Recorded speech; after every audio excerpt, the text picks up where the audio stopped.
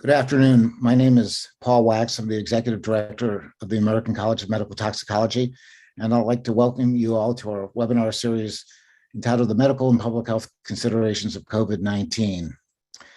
Today's webinar is a collaboration between ACMT and the Pediatric Environmental Health Specialty Unit Program, and it's part of a special mini-series on safer disinfectant use in COVID-19. Today's presentation is going to be on navigating the landscape of COVID-19 transmission and exposure reduction. Next slide, please. This presentation was supported by the American Academy of Pediatrics and funded in part by a cooperative agreement with the Centers for Disease Control and Prevention and the Agency for Toxic Substances and Disease Registry. The U.S. Environmental Protection Agency supports the PACEUs by providing partial funding to the CDC ATSDR through the interagency agreement. The findings and conclusions on this presentation have not been formally disseminated by CDC, ATSDR, or EPA and should not be construed to represent any agency determination or policy. Use of trade names that may be mentioned is for identification only and does not imply endorsement by the CDC, ATSDR, or EPA. Next slide. I'd like to thank our webinar series partners. There's some chagrin today because this is our final webinar in a webinar series that we initially started in March of 2020 and have delivered over 50 webinars, including this special disinfectant webinar series. And our partners have been very supportive of this endeavor since the beginning and disseminating the information about the webinars, proposing topics and speakers and collaborating with us worldwide. And it's many thanks to our partners for the success of this webinar series. Next slide. Our webinars are recorded and put up on the website. You can access these webinars at acmt.net and /safer disinfectant use webinars, as well as through the PACEU webinar website, paceeu.net. Next slide. Each of these webinars is accompanied by a series of FAQs which we develop, which will be posted on the website shortly after the webinar.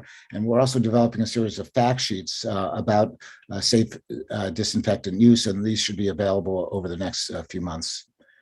Next slide. There will also be a Q&A at the end of the webinar. Please put your questions into the Q&A box, and we'll try to get to as many questions as possible. We often run a few minutes after the hour, so we'll try to get to as many of your questions as possible. Next slide. I'd like to thank my co-moderator, Dr. Ziad Kazi. Dr. Kazi is the Secretary Treasurer of ACMT and the past president of the Middle Eastern and North African Clinical Toxicology Association, and is a professor in the Department of Emergency Medicine at Emory. Next slide. The speakers do not have any conflicts of interest to disclose. Next slide. It's my pleasure to introduce our guest moderator. Marissa Hoffman is a pediatrician at the Children's Hospital and Primary Care Center in Boston, Massachusetts. She's the Associate Director of the Boston Children's Hospital Pediatric Environmental Health Center and the Assistant Director of the Region 1 New England Pediatric Environmental Health Specialty Unit at Boston Children's Hospital, and is an instructor of pediatrics at Harvard. This series on safer disinfectant use has been a very close collaboration between ACMT and the PACEU network under the management of the American Academy of Pediatrics. And we feel very privileged to work with the PACEU on this endeavor, and welcome Marissa to introduce our speaker for today. Thank you. Thanks, Dr. Rex. Without further ado, I'm glad everyone's here. I'd like to introduce Dr. Zaatari, who's a partner in Design Partners. She's a board member of the U.S. Green Building Council. She's a course instructor for the American Society of Heating, Refrigerating, and Air Conditioning Engineers, or ASHRAE, and she's a member of the ASHRAE Epidemic Task Force. And so without further ado, I'd like to introduce Dr. Zaatari to take us through this presentation. Thank you, Marissa, and thank you for having me. So I'm going to start my presentation by acknowledging all these amazing professors, academics, scientists, and engineers that help our understanding, specifically in the topic of air cleaning.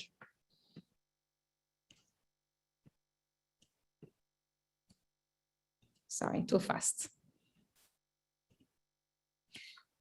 One of the silver lining of this pandemic is the awakening for indoor air quality.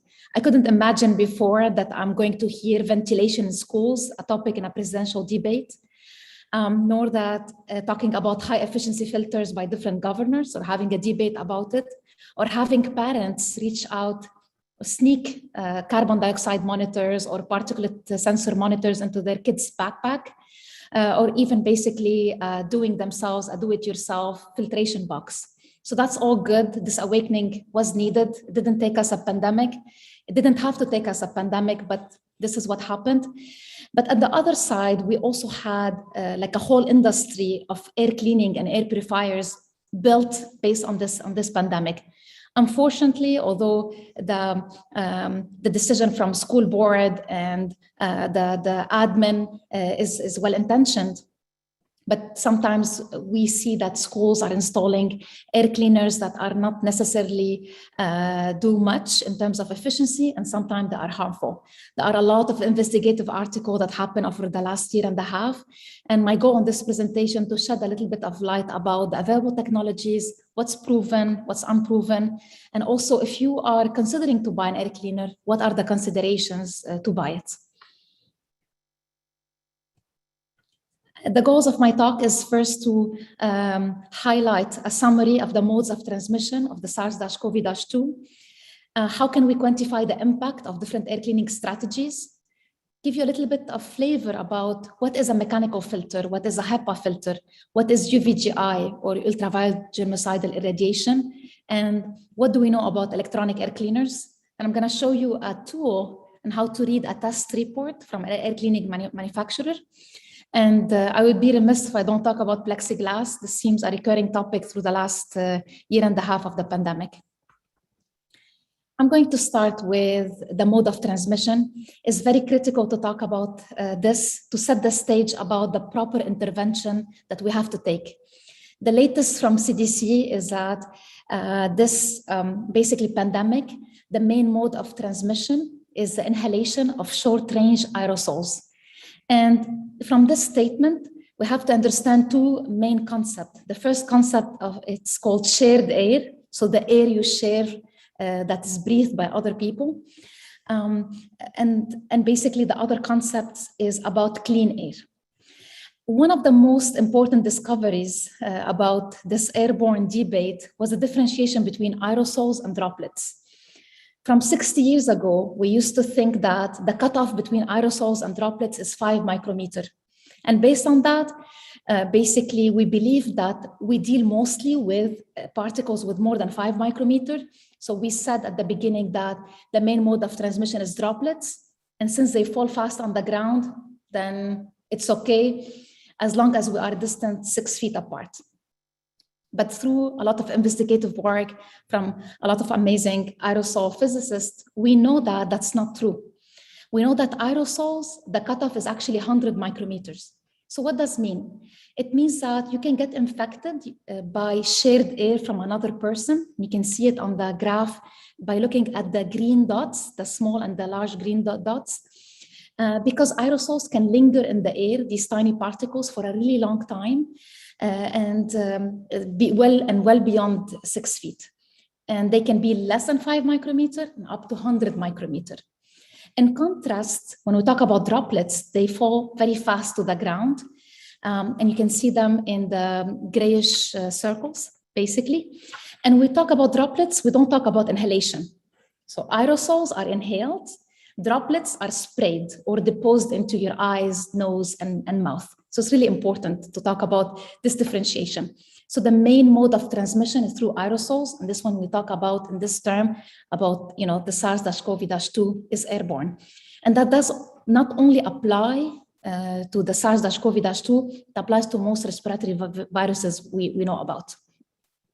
Now, when you have these particles deposited on the surfaces, then we talk about fomite transmission, basically getting infected by touching a surface, which now we know it's the least important mode of transmission. So just to recap, the main mode of transmission is through aerosols. And if you're interested, how did we get here? How did we used to think it's 5 micrometers the cutoff, and now it's 100, and what happened. We can review some of these very important work. My favorite is the last one. It's called the 60-year-old scientific screw-up that helped COVID kill. It goes through all the historical work that happened to get to the 100 micrometer. And one of the things we noticed during this pandemic is that we didn't have a multidisciplinary task force. Most task force from the World Health Organization and the CDC was composed from the medical field. We didn't have aerosols physicists, the chemists. We didn't have building consultants, engineers that understand about ventilation, filtration, airflow distribution, mixing, and also people to communicate to the public about the different notions. Now, before I talk about basically the different air cleaning strategy, I want to talk to you about this, the 5 stages of grief. And this is from the lens of an engineer. So you can take it and apply it into your different field.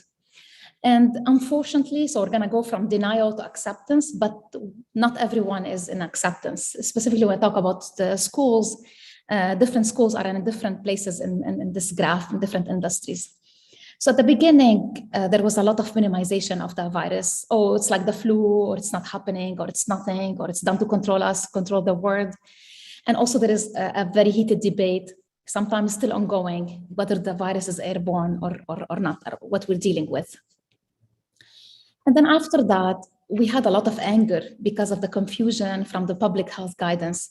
At the beginning, people said, masks are not important. It turned out it's because of a supply chain problem. And then the whole confusion between aerosols and droplets. And then there's a confusion about, should I keep my heating, ventilation, air conditioning system on? Should I put it off? Should I, are restaurant safe, airplane safe, and all the different nuances that goes into that. And it was, for some of them, it was normal because it's a novel virus, and it took us, a lot of studies from the super spreading events, understanding between indoor transmission, outdoor transmission to understand some of the guidance. And then we got into the stage of bargaining. So this is where we saw, again, from an engineering perspective, from building perspective, we saw basically that, oh, I can't apply the guidance because I'm going to waste energy, or my system is not going to handle it very well. So all of this, different excuses somehow. And then we got into the magic solution. So this is going to be the bulk of my talk, but basically, maybe I should throw a magic solution because it's a novel virus. I'm going to throw a magic solution and it will go away. And then the depression, which is a very important step before the acceptance, is that we have to deal with it. So we have to deal with it. We have to clean the air, and we have the means. And this one you get into the acceptance. Acceptance is recognizing the virus is airborne, meaning that accepting that we are sharing the same air of another person, even if we are 6 feet apart. And what's going to save us here is actually cleaning the air.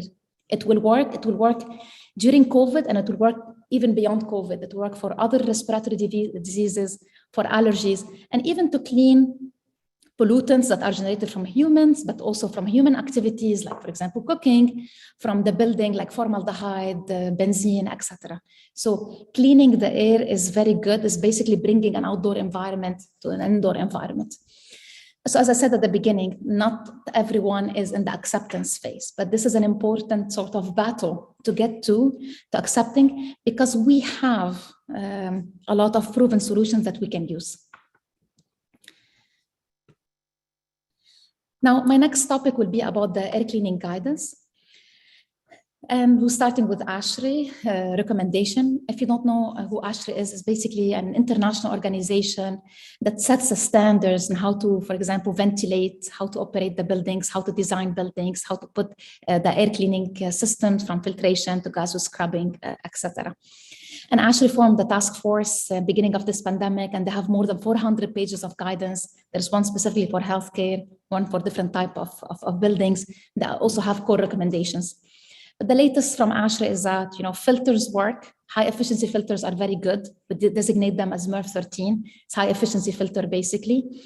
You can always, use better efficiency if you can. And it's so flexible that you can use a combination of different strategies to get to this high efficiency. So you can use MERV13, you can use HEPA air cleaners or a combination, basically. You can use ultraviolet germicidal irradiation to get to your target.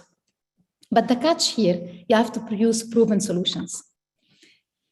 And if you look at the guidance from the CDC and the EPA, it's basically, each one is a little bit unique, but it's the same in line with ASHRAE.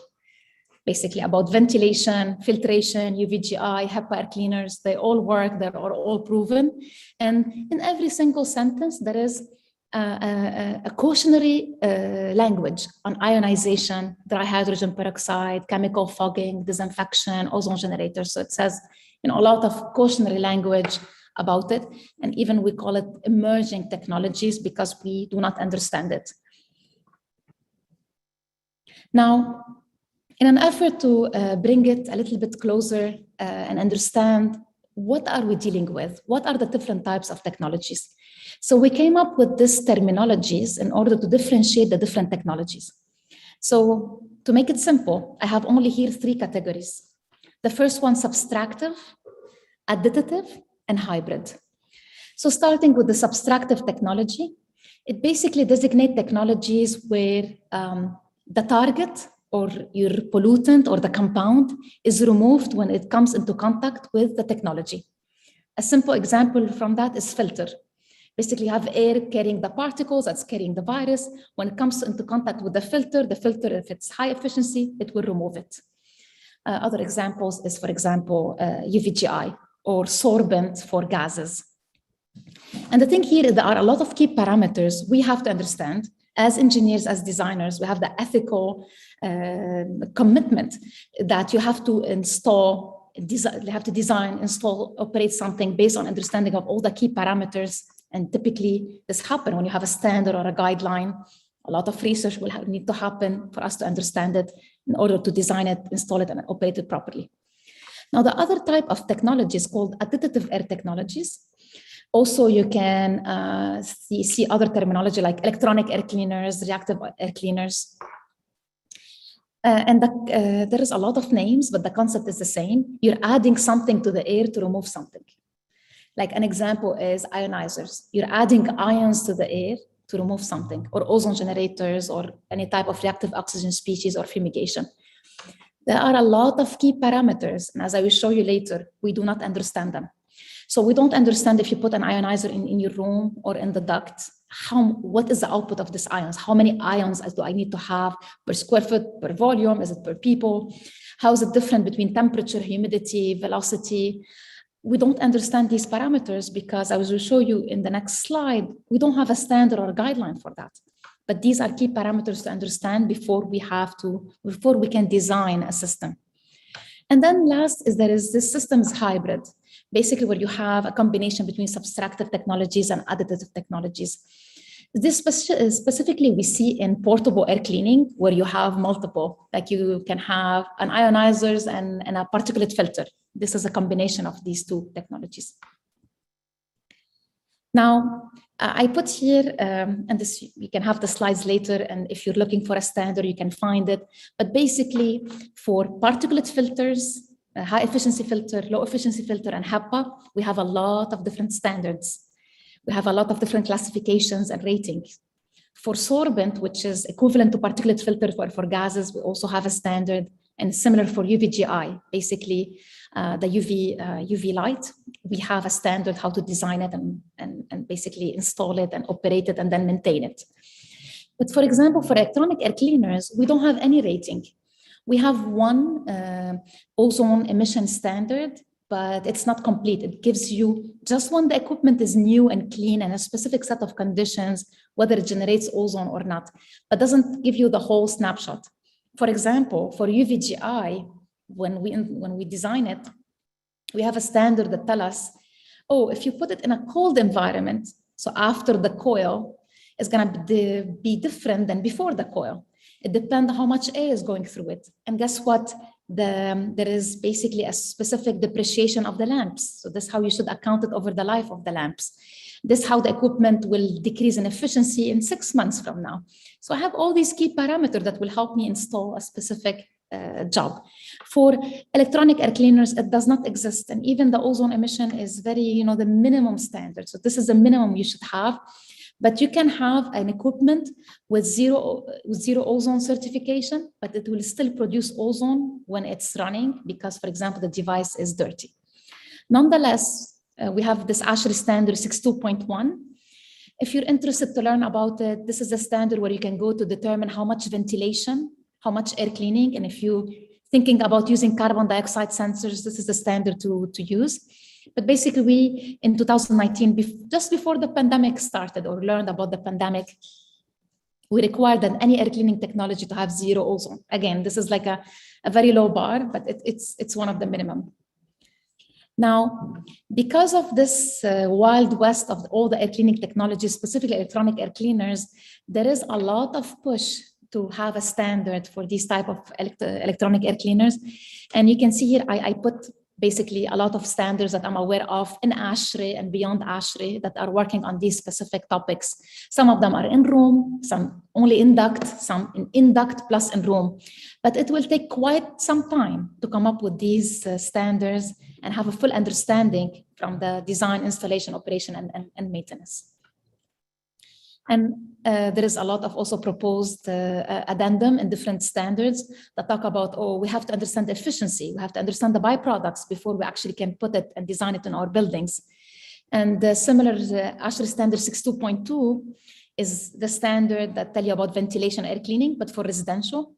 Also, they have an addendum to talk about, that we shouldn't have an ozone generating equipment and we shouldn't have a reactive oxygen species generation as well. So long story short, there's a lot of work need to be done in order to have like really a minimum understanding in how we incorporate these devices into our buildings. Now, when we talk about proven and unproven, so what do we mean by that? So when we talk about the first matrix, which is in green, proven, it means I know because I have a standard and guideline and a lot of research, I can understand the effectiveness of the different of the specific device for particle, chemical, and microbiological. And also I know there is no byproduct. And by the way, the effectiveness, it can be effective or not. It can be like 10% effective, 60, 80% effective, but at least I understand what is the effectiveness based on a test standard that I can later take it and scale it to indoor environment. Unfortunately, most air cleaners, electronic air cleaners, are on the bottom table. Even if sometimes they give you the effectiveness in terms of percentage or in terms of time, it's so hard to get it and analyze it based on a standard method, because to start with, they didn't do the test based on a standard method because it does not exist. And also the byproduct formation is unknown. And there's a great work done about this, like literature review of all the electronic air cleaners, basically. When we talk about HEPA air cleaning, high efficiency filters, when we talk about outdoor air, when we talk about UVGI, we are in the proven section, because you have a standard and guideline. When we talk about electronic air cleaners, we are in the bottom one, basically the unproven section. And it's also very important when you consider any technology, you have to calculate the dollar per risk reduction. So what you're paying for versus what you're getting in return. This is extremely important. And once you do the dollar per risk reduction, you will directly see that there is a lot of benefit and return of your investment if you use a proven technology. And I will show you an example later on. This is a slide that I took from my dear colleague, Dr. Marcel Harman. He has a very interesting background. But basically, one of the principles that he always reminds me of is the precautionary principle.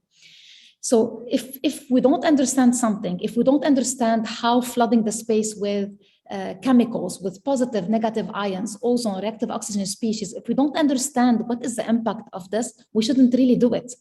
And this is extremely important when we talk about classrooms and our kids, and because we want to protect them. We're dealing with a pandemic and we want to protect them, and we don't know what is the impact of these devices on our kids. So we should adopt the precaution principle, and you shouldn't use them. This is specifically true because we have other proven technologies. Like, it's not like we're out of solution. We have proven technologies that are very cost effective, and we should stick to it, basically. And in the spring of this year, we wrote an open letter to specifically the school admins and the school board to encourage them not to use electronic air cleaners and to recognize the unproven nature. If you're interested, I put a link here. You'll have the slides later. Basically, it's very important because it disseminates all the science in a non-scientific way. But basically, what do we know about studies that measure effectiveness, studies that measure byproducts, and what should we do about it? Now, moving forward to how can we calculate and understand what is the contribution of an air cleaning to the space. So most basic model is to use a mass balance model. And basically the mass balance model will allow you to understand what are the sources and what are the losses. And I will show you later examples. But for example, if you are using a mask or you have less people in the space, then the S, which is the sources, is less. So the mask is seen here as decreasing in the source. Losses, in this case, is really good. It basically cleaning the air and reducing the risk of infection or risk of exposure. I will show you an example of losses in a second. And when it comes to an air cleaner, there is a lot of tests to be done. The most basic test is like, let's say you have an air cleaner for a room. You would basically obtain a test with the air cleaner operating, and the air cleaner not operating. So basically with and without, and you can calculate the effectiveness. Of course, the higher the effectiveness, the better, but then you can balance it with the noise requirement, basically placement, and also the cost. Now going back to the loss layer, so you have sources and losses, and the objective is to have the loss term as high as possible because it leads to lower indoor particle concentration, lower the virus, and reducing the risk of exposure. I mentioned this before, but basically losses are like ventilation. So bringing outdoor air indoors, supposedly outdoor air is free of the virus, and you're bringing indoor to dilute and basically replace the dirty air with clean air. Air cleaning, the same thing. It can remove or deactivate the virus. And then there's natural processes that happen like inactivation or deposition of the virus on surfaces. And there is a study done by CDC in schools in Georgia that show us that these different losses are additive. So this is the beauty of it. So, and this is where we talk about the multiple layer reduction strategies or multiple approaches, or the Swiss cheese model where you have, not only one, like multiple strategies. So you'll have the social distancing, you'll have the masks, you have ventilation, filtration, if possible, in-room air cleaning. In this graph, I show you the COVID-19 relative risk. And on the x-axis, different intervention. You see at the beginning, they didn't have any improvement. And then once they applied ventilation and filtration, the risk decreased. And once they had both of them, ventilation and filtration, they are additive, so the risk was even lower. This is a specific example for residential. Basically, you can add the different strategy, and then you can also see which strategy is more dominant, and you can focus on it. And this is by specific space type. So the loss rate is on the y-axis. The higher the loss rate, the better. So the higher the loss rate, the more clean air you have, and the faster your air is gonna be, dirty air is gonna be replaced with clean air. There is a fact that outdoor air ventilation or residential or on homes or apartments is very low. In fact, for most of our spaces, we don't have mechanical ventilation, which means that you have to open your doors and windows deliberately, but then also you have to force air to come from outdoor to inside. That doesn't always happen because you have to have difference, wind, difference of pressure, difference of temperature. So our residences are not very well ventilated. Now you have the virus inactivation, deposition, a lot of research about that. This is like a natural way of the virus to decay. But then in this example, we bought a specific air cleaner that provided 5-hour-1. I will explain in a second what this means. But basically 5 air change rate per hour. And if you look at this graph, you can see that the blue is dominant. So the main way or the main strategy in residential is basically adding an air cleaner. I added 3 in my home. And the good news is that even beyond COVID, it will help with allergies. Here in Texas, we have sort of different allergens the whole year. But basically it will help with allergy. It also have a carbon filter, so it will help also with gaseous pollutants. So what do we mean by air change rate? So air change rate got basically got famous in this pandemic because it allowed us to have a target. So for example, you can start, okay, what is the target for this specific variant that I need to have in my space, and work backwards. So let's say I have a target of cleaning the air that fast, and then, okay, how can I achieve it? How much ventilation do I have? How much air cleaning can I bring? Central, in room, how much Uvgi I can add, or how much I have a budget for. So basically, air change rate is the higher the air change rate, the faster you're cleaning the space. I'll give you an example. An air change rate of 6, let's say you start the clock, it will take you 30 minutes to remove most contaminants in the space. So again, air change rate of 6, it will take you 30 minutes to remove most contamination in the space. From the beginning, the Harvard with Dr. Joseph Allen and from Boulder, Colorado, Dr. Shelley Miller, they came up as that 4 to 6 air change rate per hour is a good start. I put it on a speedometer basically. This was pre-Delta. LEED, so United States Green Building Council, and their safety pilot credit, they said 5, also pre-Delta.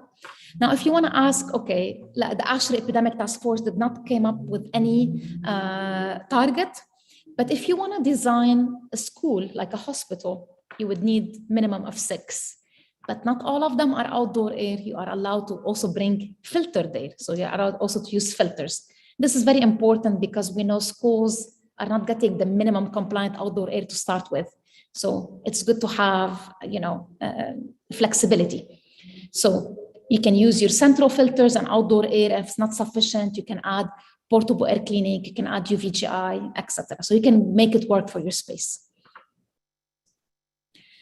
Now, a little bit about filtration, Hepa, before we talk about basically how to interpret the test report. So mechanical filtration, there is a rating in ASHRAE, in one of the ASHRAE standards called 52.2. And this rating will give you a rating from 1 to 16. So it's called MERV, Minimum Efficiency Reporting Value, from 1 to 16. The higher the MERV, the better. But be aware, MERV 20 does not exist. I saw a lot. If you go actually today to these big box retail stores, the most famous ones, you will see a MERV 20. But MERV 20 does not exist because the latest rating is MERV 16. In this graph, I show you on the y-axis, the efficiency. So 1 is 100%, 0 is 0%. On the x-axis is the different particle sizes. And there is a myth going on, and I saw it in a lot of the different marketing, is basically filters are not sieves. So what do I mean by that? And you can see it here because it's an inverse bell curve. It means that the filters are very efficient in removing very large particles and very, very small particles. And they are least efficient at 0.3 micron. So if you remember, the recommendation was MERV 13, and I put into the box, red box, the particle that we are most worried about, basically from approximately 0.5 micron to 10. And if you look at MERV 13 in the orange, you can see that it's really very efficient. Even like something at 2 micron is around 100% or like above the 90% efficient. And by the way, the same applies to Hepa filtration. Hepa has the same curve. And to give you like just a rule of thumb, Hepa is at least 99.97% efficient to clean the virus at all the particle sizes. So it's not true that Hepa is rated at 0.3 micron and cannot clean less. Hepa is 99.97% efficient at all particle sizes. It follows basically the same curve, but it's way up there. Another myth I hear all the time is that we cannot have a high efficiency filter because the system cannot handle it, or my system is gonna choke, or my system is not designed for this efficiency, I cannot use it. And this is actually a myth. It can be true, but not necessarily true. And we have a lot of filters on the market where you can have a high efficiency filter like MERV 13 that can behave into like as a low efficiency filter like MERV 8. So in this graph, because you'll have the slides later, feel free to take a look at it. But basically on the y-axis is a pressure drop. The high pressure drop is high resistance. We don't want that. We want something with low resistance so it doesn't choke the air in your system. Applies also for residents, by the way. And I put 3 MERV category. 8 is low efficiency, 11 medium, 13 high efficiency. So this is subjective, of course. And the different blue diamonds are different filters on the market. And I show you here is that if you do your homework, you can obtain a filter that's high efficiency with low pressure drop, like a MERV 8. So in other words, filters are very cost effective. They're very cheap. And don't just give up and say that my system cannot handle MERV 13. It might be true, and it might be that you need to consult an engineer, a designer in your facility management, but please take a look at it before you do this judgment. Same idea, but here I have the virus efficiency on the y-axis, pressure drop on the x-axis. Here I show you that in green, MERV 13 can be very efficient without necessarily affecting your airflow. The same pressure drop, basically. Now, when it comes to in-room air cleaners, and I call them in-room, not portable, because we have some air cleaner that can be plugged in the wall, some air cleaner that can be installed on the wall itself, and some air cleaner that can be in the ceiling. And I show you here like multiple pictures about that. The thing is that when you look for an in-room air cleaner, you only need a fan and a HEPA filter. You don't need any of those fancy gimmicks, sensors, ions, plasma, and any fancy word.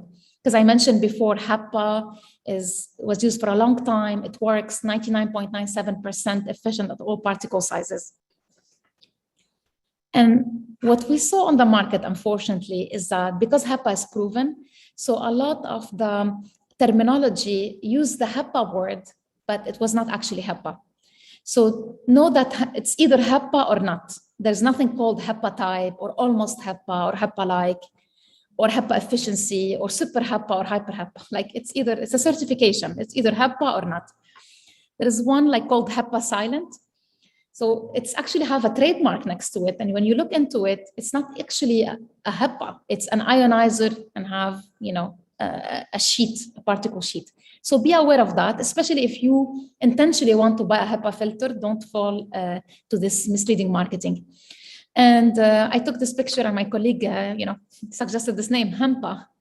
So there's a lot of literature on that, but plants here specifically sold as air purifiers do not help. They look good, but they do not help. This is extremely important. So don't use plants as purifiers, not for volatile organic compounds and not for particles.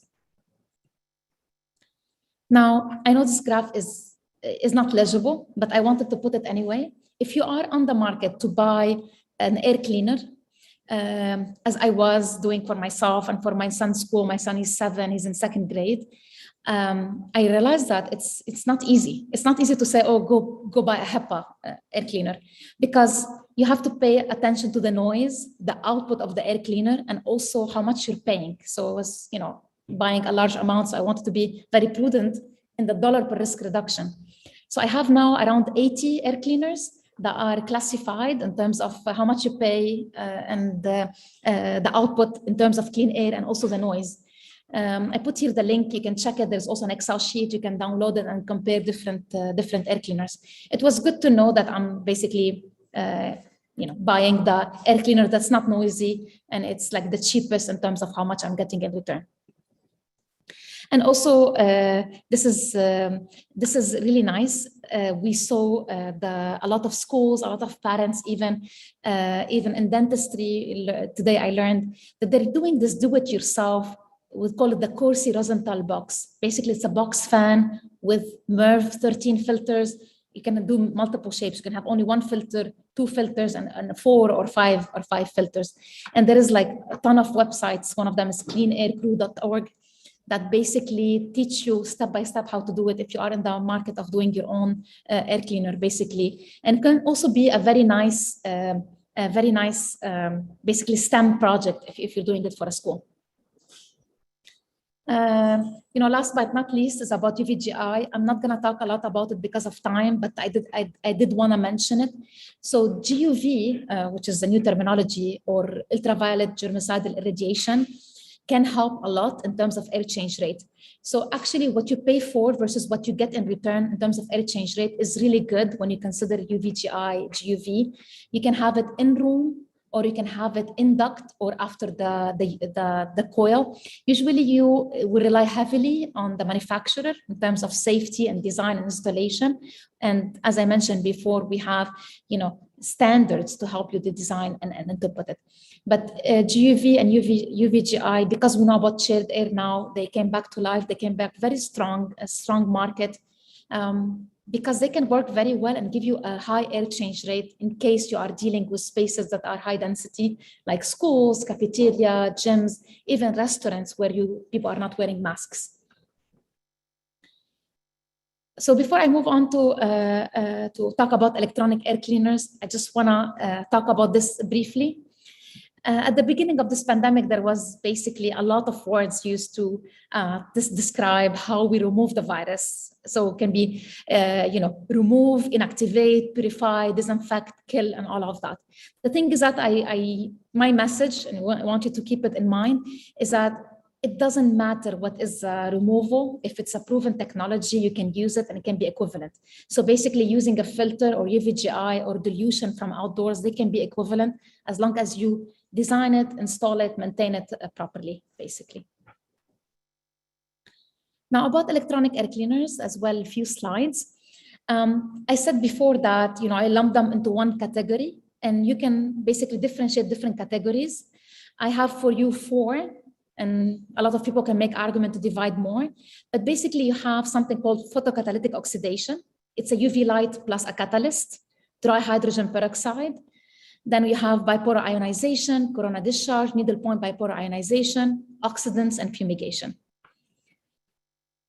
There's a lot of names on the market because even the name is not regulated, but the mechanism is the same. You're adding something to the air to remove something. For example, you're adding reactive oxygen species to react with airborne contaminants and make them larger or make them depose. And here's 3 facts for you.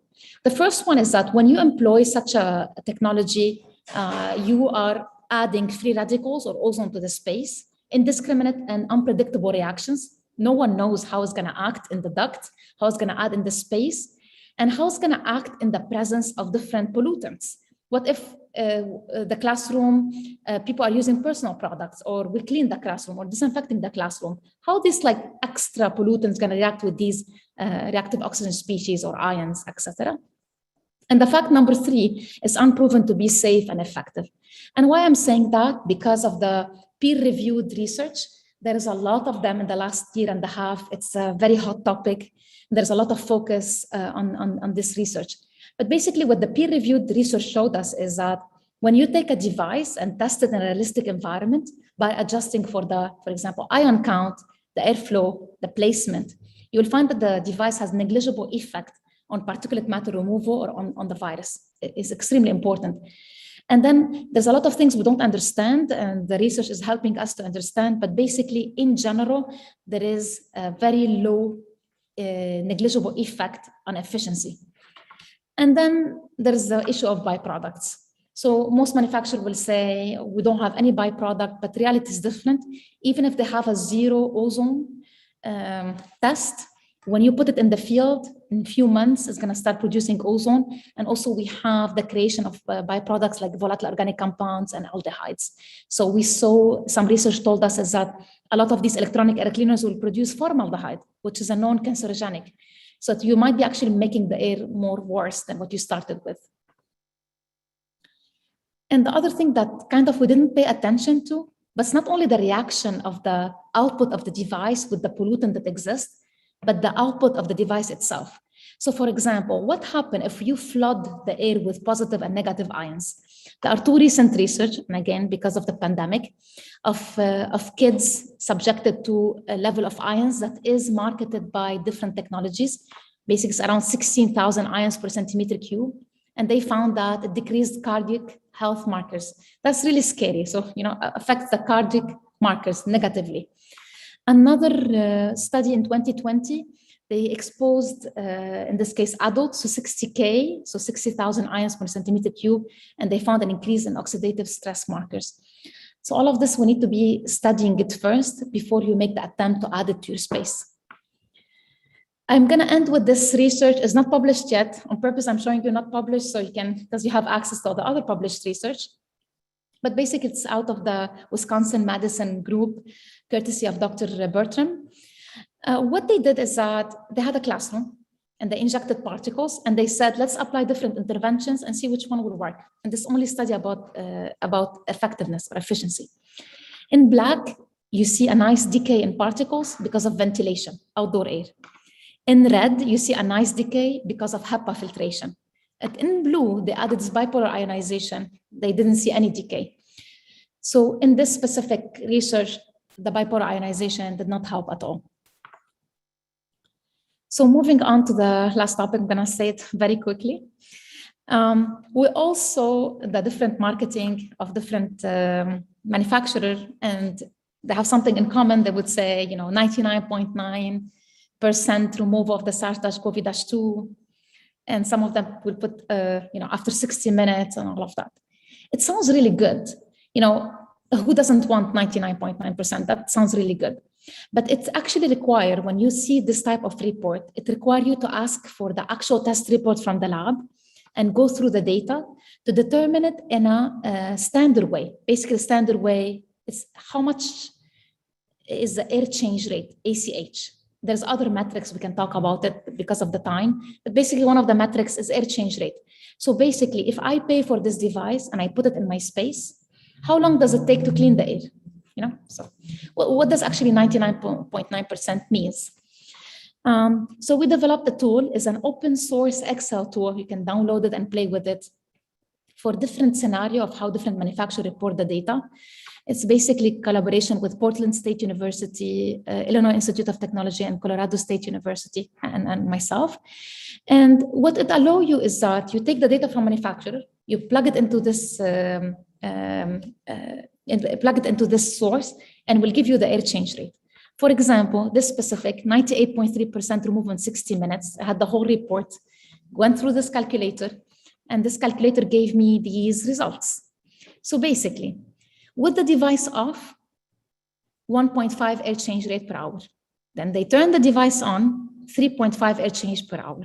The net effect of the device is 2 air change rate per hour. However, there is a big difference in doing the experiment in a shoebox or doing it in a realistic classroom. So the tool will also allow you to scale it to indoor setting. If you scale it to a classroom, typical classroom, 1,000 square feet, 8 feet high, the air change rate will be 0.3 air change rate per hour. In other words, if my target for this classroom is 5 air change rate per hour, so I'm following the lead, Harvard, I need to install 16 units in this classroom. Let's see what the manufacturers say. Manufacturers recommend 1 device for 4 classrooms. So manufacturers say, it's actually a very costly device, 1 device for 4 classrooms. But if you want 5 air change rate for these 4 classrooms, you need 64 devices. That's not gonna be cost effective at all. If you took dollar per risk reduction, it's much better for you to install a Hepa air cleaner. And most importantly, you don't have to deal with any of the byproducts that are generated. So I'm gonna end with this. I know I'm a little bit above time, but I'm gonna end with plexiglass, this recurring topic that keep coming during this pandemic.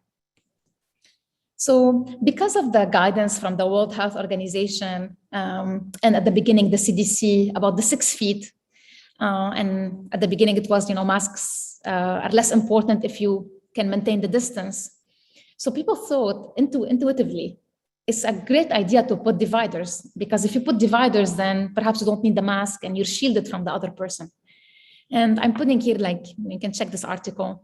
This is an actual classroom where they put these plastic dividers in front of the desk of each person. But reality, because we know about shared air, so you're breathing the air that is exhaled from other people's lungs, basically. You are eventually breathing the shared air from another person. When you have plastic dividers, 3 negative outcomes will happen. The first one, yes, it can stop the sneeze and the cough, the spitballs. It can stop them because you have the plastic dividers. But unfortunately, eventually the aerosols is gonna get from your desk, spill over maybe to your left, your right, above the plastic dividers. And what happens, you will end up getting dead zones that it will exacerbate basically the concentration. And from probability perspective, the higher the dose, the higher the probability to get infected, and maybe the higher severe your outcomes will be. And these are based on a lot of studies done even before the pandemic when we talk about cubicles and offices. The second negative outcome is we're trying to do ventilation, filtration, HEPA air cleaning. These plastic dividers will actually impede the airflow. So it's actually, instead of reducing the risk, will increase the risk. And the last one is it will give you a false sense of security. So if you are in a restaurant, you remove your mask because you have plastic divider between the table, but eventually if you spend there a long time, you're gonna breathe the same shade there.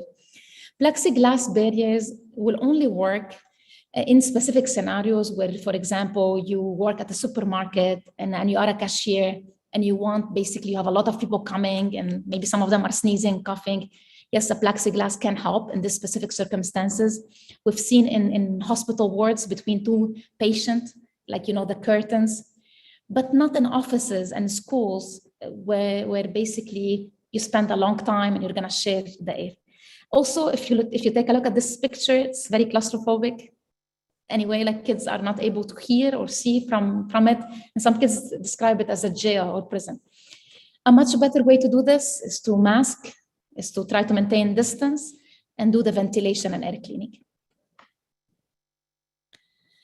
These are some of the resources beyond the references I had in the presentation, if you want to check them out.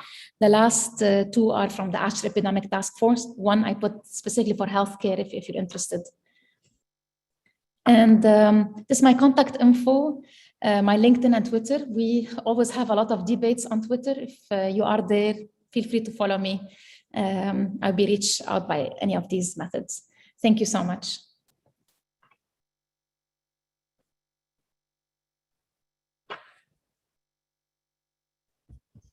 Thanks, Dr. Zatari. That was a really eloquent and fascinating presentation. And the chat and the Q&A have generated a lot of content. So I'll try to open this up a little bit for a Q&A. And one of the first questions that I'll start with is, I think, an overarching one and captures a lot of the audience's questions. But if we take into account the principle of first do no harm, why do you think it's been so hard to establish standardized recommendations for safe, proven air cleaners equipment that are to be allowed for use in U.S. schools? And the person submitting the question wrote, I'm really concerned and frustrated to see how schools are requiring non-proven technologies that provide a false sense of security and could actually do more harm than good. Thank you for all your work. Yeah, I actually share your sentiment. I'm a little bit today on the pessimistic side, just thinking about what we learned from this pandemic. And, the rush to do vaccination, great, they work. But I'm afraid that we have so much rush to go back to normal, but our normal was not very good. We accepted that our schools specifically are under-ventilated. They don't have a filtration system. They have overdensity. And we said, oh yeah, oh well, there's no budgets.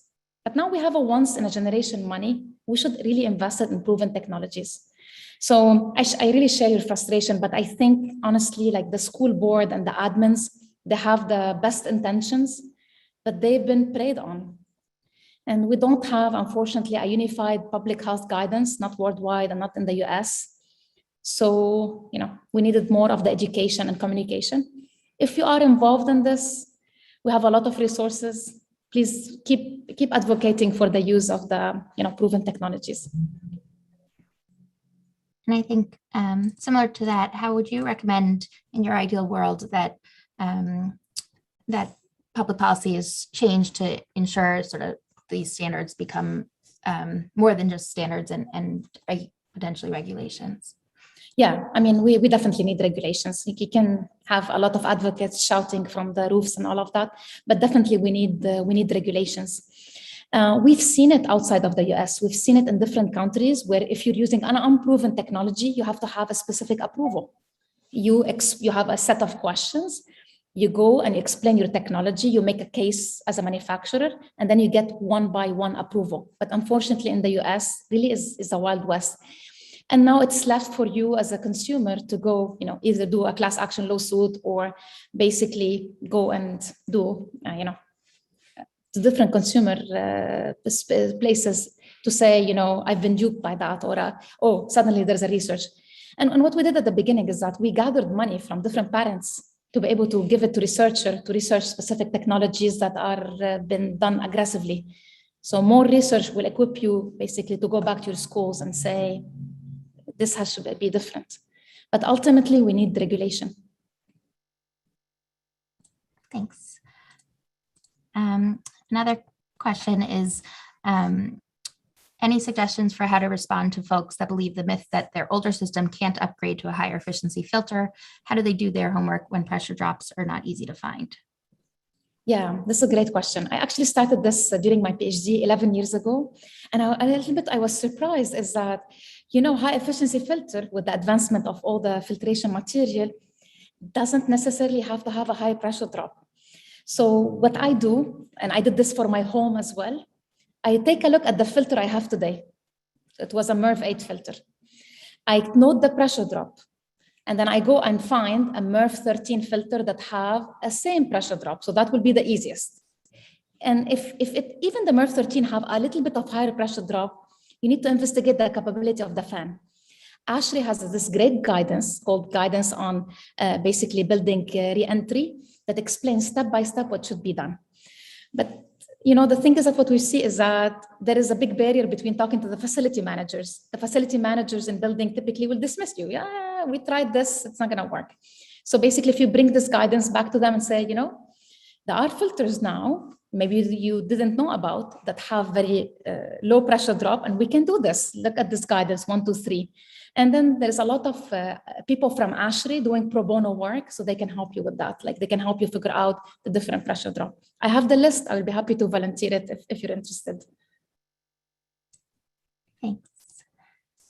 Another question is, will the evidence related to aerosols and transmission affect how we manage airborne transmission precautions across the spectrum of diseases, thinking specifically about diseases for which droplet precautions are currently recommended?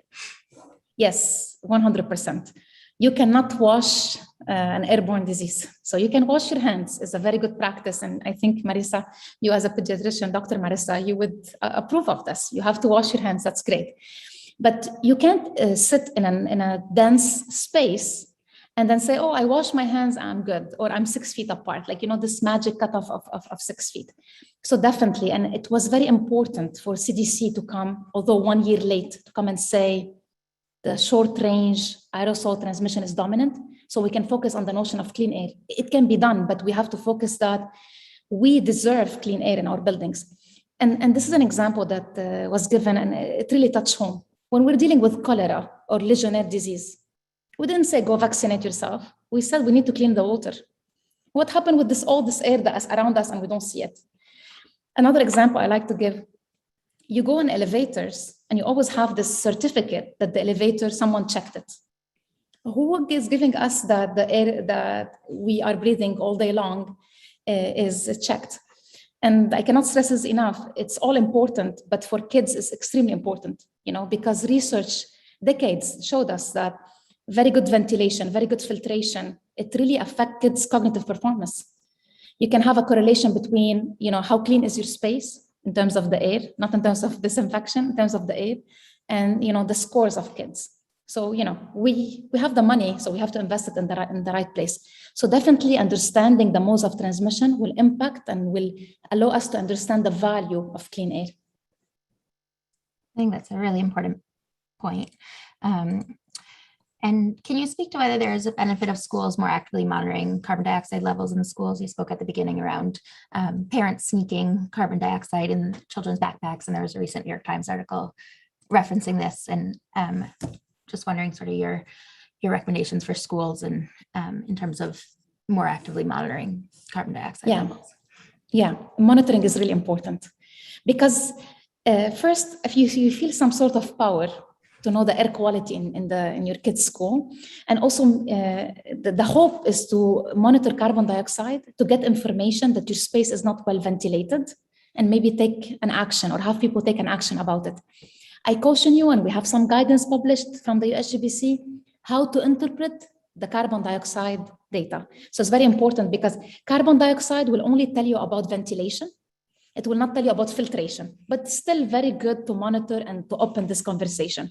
So for example, let's say they're filtering the air very well, but the carbon dioxide is high. It might be okay, but it's worth a conversation. And also it keeps people, sort of responsible and liable, And be careful when you sneak a carbon dioxide monitor or you send it with your child, where you put it in the backpack. So we don't want the inlet and the outlet to be smushed, you know. You can put it into the section where it has, I forgot what's called in English, but the things, what's called the openings. I don't know what's called, but basically put it in a place where it can actually measure the air and all of that. One question that came in was, in terms of schools, is there a way to put masking and maybe even vaccinations into this equation? Many schools in certain states are not requiring masking and may never require vaccinations, and yet they're investing in all sorts of air cleaners. Yeah. And how do we sort of reconcile these? There are a lot of tools, free tools, to allow us to estimate the risk, probability of infection. As with everything else, it depends on the inputs. Now we know much better than a year and a half, so you have to get it with caution. The best way to utilize it is basically subjectively, to say, this is a scenario without mask, scenario with mask, how much I would decrease the probability of infection. Mask can definitely be included in the equation because the source will be less. So it can definitely in the equation. Vaccination, no, not to the best of my knowledge, because I personally do not understand the whole extent of it. But mask is a very good idea to have because of the source control and the short range transmission. Thanks. And I know several audience members live in areas that are especially impacted by wildfire smoke exposures, and these questions and the importance of air quality come up in these regions. Any advice in terms of how to make buildings as safe as possible for schools and public places in those regions? Yeah, it's a very good question. It's something that we're dealing with, unfortunately, every year. What you want to do is you want to do the source control. In this case, you want to keep the outdoor air polluted outdoors. So I personally use blue tape everywhere. So blue tape is my go-to solution. So when you have a wildfire, you want to make sure that you're not intaking any of the outdoor air inside. And here again, we have air cleaning. So portable air cleaning, Hepa air cleaner will help, basically. Added bonus if it has carbon filter, because then you can take care of the particle contamination and also the gaseous contamination. But definitely keep the outdoor air polluted outside, unless you have a very good way to filter it, which doesn't exist today in residential and in schools that we're talking about. And I apologize, I'm not sure we're going to be able to get to all the questions, but I know ACMT has a FAQ that will hopefully come out after this presentation. We can include many of these answers in that. But another question that came in was, does ASHRAE have an estimate of how many public schools have mechanical air handling systems? And I think this is a sort of bigger picture question, but how can the knowledge gap be closed from those in the agencies that are writing the public health guidance and those on the ground that are trying to implement it, and the feasibility of implementing this guidance? Yeah, so here's the thing. We don't have like a database of which buildings have natural ventilation or mechanical ventilation. So natural ventilation is ventilation by opening windows and doors and having like appropriate flow from outdoor to indoor and then exchange.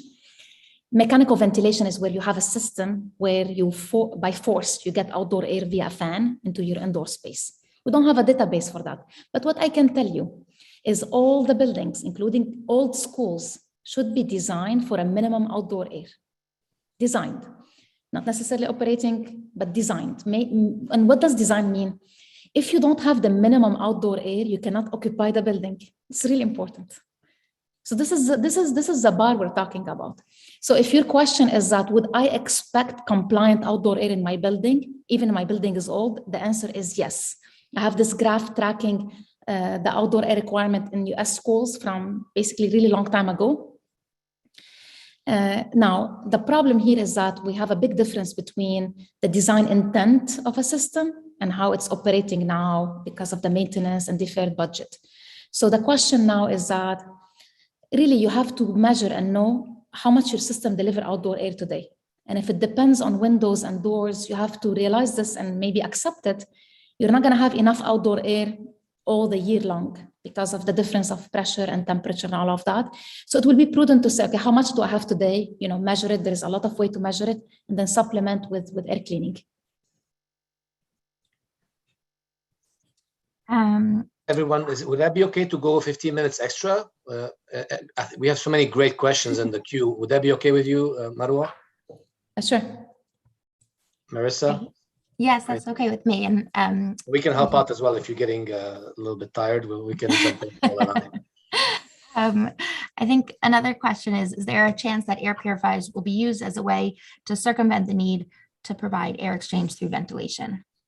Yeah, before I answer this question, someone very nice, Brooke Button, she told me about the mesh. So what I was trying to say is that you put your carbon dioxide in the mesh section of the backpack of your kid. Thank you so much. Yes, and the thing about air change rate, before the pandemic, we used to say only outdoor air. During this pandemic and beyond, you can actually combine outdoor air. You can combine filters in your HVAC system, or portable or in-room air cleaning or UVGI. The effect of these are additive. So you can combine all the effect in terms of the air change rate. So yes, portable air cleaning can contribute to the air change rate. And actually, this is something can be in your control. So if you're able to donate to the school, if you're able to do it yourself and build it with your kids, 7-year-old and more, you're able to build it with them to be a great STEM project, basically. We're gonna have lots of future ventilation physicists on our hands. And how reliable is window ventilation with weather variations in mind? It's not reliable, unfortunately. It took us a long time in ASHRAE, but in 2019, we added in the standard, in case you are depending on natural ventilation, basically opening windows and doors, you must also design a mechanical way. So in case the natural ventilation does not work, you still have a fall off and do it. And yeah, the problem is you have to open the windows, and it depends on the behavior of the teacher. And then, open them before the classroom come, close them. What do we do in winter time? Actually, there is a lot of problem with security, especially in public schools. Most windows will not open. And even if all the windows are open, it's not necessary that the air is coming from outdoor to inside and mixing properly and all of that. There is a very sophisticated way to how much the length of each window and how much windows should be open, etc. So if you just have windows, it's not reliable. And I've seen from New York schools, some of the DOE assessment is that if just windows are present, they would say like it was a good ventilation. But in reality, we don't know. And this is actually a great place to put CO2 monitors. CO2 monitors and natural ventilation will tell you if you have sufficient or not. But let's say you have a high carbon dioxide, what do? Then you will need to have, portable filtration, or you need to have mechanically bring the air from outdoor to inside. I know that when the Boston Public Schools opened last year, that you saw these pretty memorable pictures of children with their winter coats and hats, and similar memorable as the picture you showed of the plexiglass. And, I think 2 years ago, we never would have thought that this is what our classrooms would look like. Actually, in Texas now, where I am, all the plexiglass went to their second life. I don't know where that is, but at the beginning, I used to see it everywhere. Now it doesn't exist. Even when plexiglass in cashier, they used to, they don't hear you well, so they used to be like around it. So, but I can confirm, specifically in Texas, I don't see the scenery of plexiglass anymore. Progress. Another question is, can you comment on air exchange rates or air change rates recommended for clinical and outpatient environments, especially those that may involve possible aerosol generating procedures such as pulmonary function testing, laboratory or rooms for exercise treadmill? Yeah, so what we learned is that, even just breathing and talking and singing will produce aerosols. So all of them, we call them the aerosol generating procedures, just to be clear. Of course, if you are exercising or you're doing a specific medical procedure, it might be, more like quantity, but in terms of all of these normal activity will generate the aerosols. So very important to preface it with that.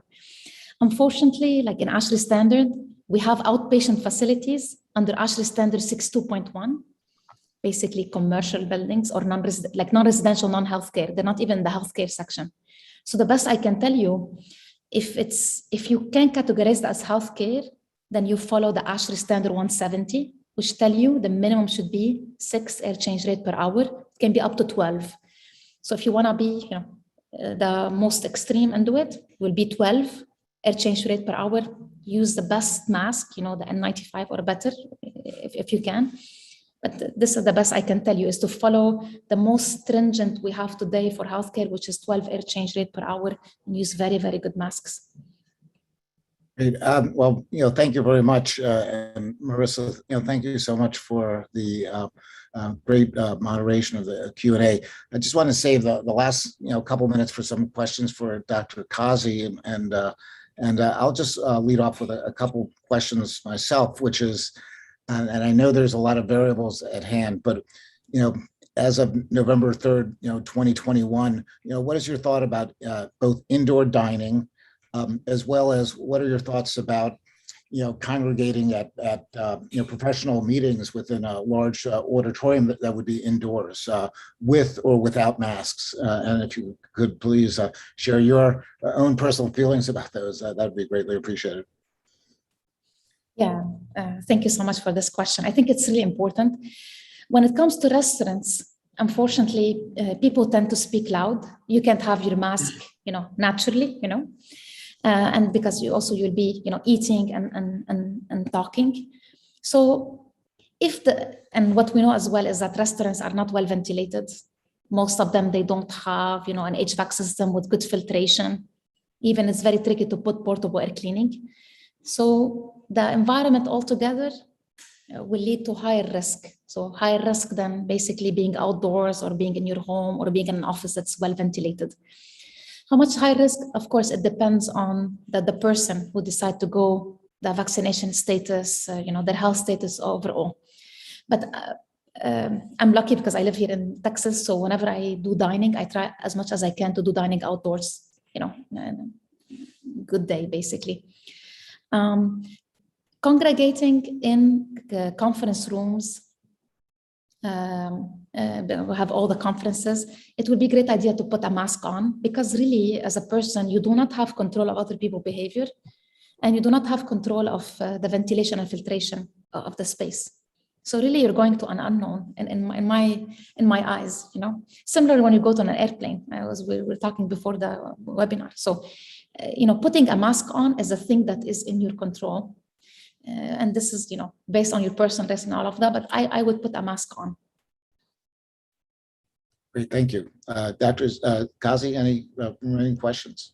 Yeah, some of the questions in the queue were particularly interesting to me, like hotels that use split air conditioning versus central.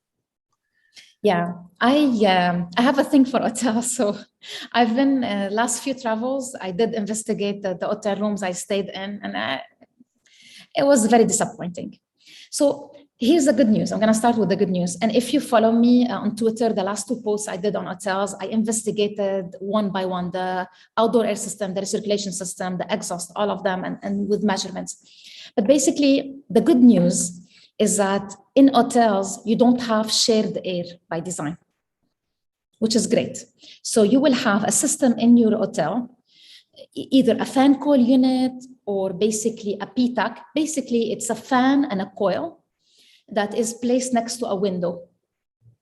So what it does is that it takes air from inside your room, will condition it, either cool it, heat it, dehumidify it, and put it back into your room. That's it. Now, there are hotels that have outdoor air brought to the room. The hotel have outdoor air brought to the corridor, and somehow it gets into your room. And the hotels have nothing.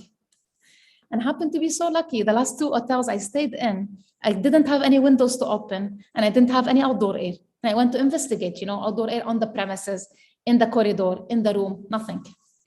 What happens is that if you don't have outdoor air brought to the room, but you still have an exhaust from the bathroom. So exhaust, it means air is coming from your room to the outdoor. So your room will be negative pressure because you're pulling air from in to out, right? If you have an adjacent room to you, it might be pulling air to adjacent room to you. So unintentionally sharing the air with another person. And if you are unfortunate to have people occupied in the other place. So I always take with me blue tape, and I tape the door between me and and the other people. And if you ever watch forensic files, you would know that always make sure it's closed, basically. But anyway, like, so in short, hotels are good because you don't have shared air with other people by design, but they lack really outdoor air so far. There's a website called openmyhotelwindow.com. You can check before you book if the hotel room has an open window or not. So this is really will be good. This is fascinating. What about the elevators? We often, we've learned to skip the next elevator just because it's crowded. Or has anyone taken measurements of elevator environments? Yeah, there was a study on elevators. The thing is that you spend a few seconds on the elevator only, and then they have a high air change rate. So your risk in an elevator is very low. It's better to stay quiet. So don't open the short talk during elevators. So if you enter, stay quiet, but it's going to be only a few seconds, and they have a high air change rate because of that, just like, a very small volume. And they have, outdoor air brought in, also lobby air getting entrained. So I wouldn't be concerned about elevators. Thank you. One last question for me, Paul, and you can take it back from here. And this is kind of like, excuse my ignorance type of question. I have the HVAC system in my home. Okay. Yes. There's a filter in there that once in a while I just go to a local store and just change the filter myself. Is that what you're talking about? That's the HEPA filter that what do I do next time? I'm going to do it tomorrow morning, actually. So what should I do? So your system, your system in your home will not accept a HEPA filter, but will accept a high efficiency filter. So when we talk about HEPA filter, typically you bring an instrument, which is portable for your residence, portable. You plug it in the wall. We'll have a fan, HEPA filter. More sophisticated, we'll have a carbon filter. You can put it like in your bedroom, in your kids' room, next to the TV, where you spend time. You can run it all the time at high speed, cleaning the air continuously. When it comes to the HVAC system, typically there are MERV 6, MERV 7, MERV 8 in your house. So if you open it tomorrow, there is different designation, but one can convert to the other. But typically it's low efficiency. So your job here is to figure out if you can put a high efficiency filter, and it's good for many different reasons, even beyond COVID, for any type of allergy. In general, PM 2.5, the lower, the better. If you have any cooking activities, if you have carpet, it's good, like regardless. So your job here is to figure out if you can buy a high efficiency filter and install it in your system without actually choking the airflow. That's what I was talking about. That's what you were mentioning. Yeah, if you today have MERV 6, can you upgrade to MERV 8? Can you upgrade to MERV 11? Can you upgrade to MERV 13? I did the upgrade. I had to study a little bit through it. And actually, when I put in my home a very deep filter, and actually it helped with the noise, which was amazing. So I used to worry about the noise from my system. I put a very wide HEPA filter, and it was really good. So the other thing you have to pay attention to is that your HVAC system will work based on the thermostat. So let's say it doesn't require any cooling or heating, your HVAC system will be off. Wow. So what you want to do, you want to go and turn your fan only mode to be 100%, basically. It will require more energy, So this is why if you want to put portable HEPA air cleaner in conjunction with this, it would work well. But the filter will not filter your air if air is not going through it. Right. So if you want to do that, you have to put, maybe a longer schedule or run it all the time, basically. 2 quick questions.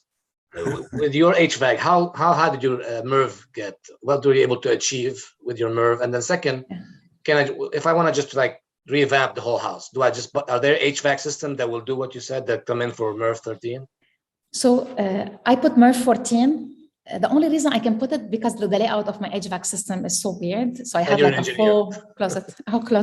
I had actually to try, but the thing is that when you buy a deep filter, you're not concerned anymore about pressure drop. The deeper the filter, the lower the pressure drop. So solve 2 problems, and also had a noise issue. So I was able to put a deep filter. It's shaped like a bag. You can Google it after, like the bag filter shaped like a bag. I also turned for a really long time my HVAC system 100% on, so the fan was always on and running, basically. Now, my dream is to add to my system ability to get outdoor air inside, like we do for commercial buildings. Not yet, yeah.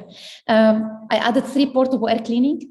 And I invested in a very good range hood. I know we forgot about that because we are in a pandemic, but Thanksgiving is coming. So if you want to buy something and you use it during cooking this turkey, buy a very good range hood and always put it on high. The nice thing about the range hood is that, it will take all the cooking fume and all of that, but also it will act a fan, will bring outdoor air inside. So if you open a window and you have your range hood on, best of the best, like windows open, you're entering it on. Thank you so much.